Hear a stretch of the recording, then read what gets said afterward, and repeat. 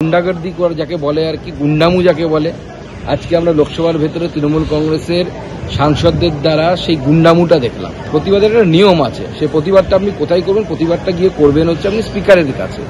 কিন্তু আপনি যে মন্ত্রী বক্তব্য রাখছেন, মাননীয় গৃহমন্ত্রী অমিত শাহজি বক্তব্য রাখছেন, তার সামনে গিয়ে কাগজ ছুঁড়ে তার মুখে মারা। মহুয়া মৈত্র, আমার কাছে যতটুকু খবর আছে, মহুয়া মৈত্র কাগজ ছুঁড়েছেন এবং সেটা মুখে মেরেছেন।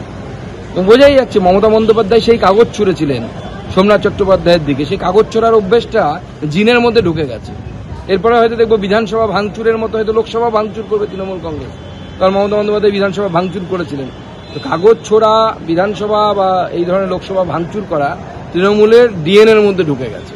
এটাই হচ্ছে সব থেকে বড় সমস্যা, এবং এই গুন্ডামি বন্ধ হওয়া প্রয়োজন। আগে থেকে যেখানে বলা হচ্ছে যে জেপিসিতে পুরো বিষয়টি যাবে, মোটামুটি সবাই আমরা সেরকমই জানি। সেই বিলটিকে নিয়ে এইভাবে একটা হেজিমনি তৈরি করা, এইভাবে একটা উচ্ছৃঙ্খল বাতাবরণ তৈরি করা, উচ্ছৃঙ্খল পরিবেশ তৈরি করা আমার মনে হয় গণতন্ত্রের পক্ষে শুভ নয়। টিএমসির আমরা এমপিরা সকলে গিয়ে গণতন্ত্র রক্ষা করার জন্য আমরা স্লোগান দিচ্ছিলাম, আমরা শান্তিপূর্ণভাবে স্লোগানটা দিচ্ছিলাম। তো হঠাৎ করে দেখলাম যে ওনাদের যে সিট আছে, রিজুজি, বিট্টুজি, ওনাদের যা সিট ছিল, বিজেপির যা সিট, যারা সিটে বসেছিল, সেখান থেকে আচানক ছুটে চলে আসলো, একবার ওই ইলেকশন নেমে গেল। প্রথমে আমাদের আবু তায়েদাকে জোরসে ধাক্কা দিল, আবু তায়েদা ছিটকে গেল।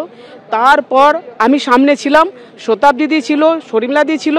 তো সামনে এমনভাবে সামনাসামনি, যেটা বলতে লজ্জা লাগছে, আমাদের বলতে লজ্জা লাগছে, এমনভাবে সামনাসামনি এইভাবে সামনেতে জোরভাবে ধাক্কা দিল।